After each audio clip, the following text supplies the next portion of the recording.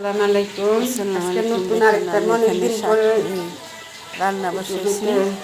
রান্নার ভিডিও দেখেন। রান্নার ভিডিও ঠান্ডা তখন খিচুড়ি রান্নার জন্য দেখেন আমি নিজেই রসুন বাটা, আদা জিরা বাটা, ধনিয়া বাটা, মরিচ বাটা, রসুন বাটা এগুলো আমি নিজে সব বাড়ছি।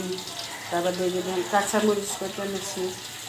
গরু মাংস আপনাকে দেখাইতে পারিনি। এই যে মাংসটা বসাইছি, মাংসটা বসাইছি দেখাইতে পারিনি। তাহলে এই যে দেখেন খিচুড়ি খিচুড়ি খিচুড়িটা বসাইছি।